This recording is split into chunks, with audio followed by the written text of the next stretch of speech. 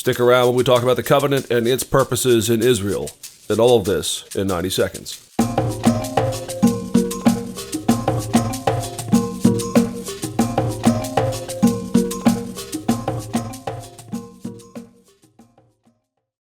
Covenant is any relationship that is entered into by two parties.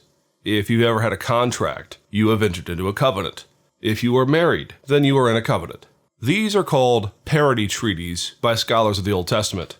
And there are a number of these in the Old Testament itself. You see, two people can come together, they can swear oaths that they will abide by certain stipulations, and then if one party fails, then certain ramifications will happen. That's not what we're talking about, though, when we're talking about the biblical covenant. What we mean when we talk about the covenant between God and his people is what is known as a Suzerain-Vassal Treaty. A Suzerain-Vassal Treaty is between two unequal parties. In most cases, it involves a sovereign or a king and his people. And these are very actually formal things.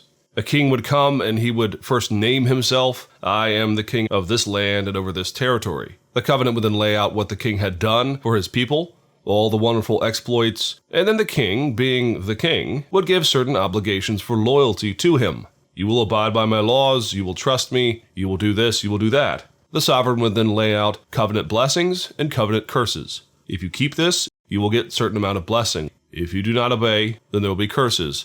The importance of knowing this is that this is how God approaches his people. The most obvious place is in Exodus 20, which is the giving of the Ten Commandments. God comes and he follows this pattern in a way that is very familiar to those in the ancient world. He says, I am the Lord your God, and then he lays out what he has done for the people of Israel. He has brought them out of the land of Egypt, and he has for them the promised land.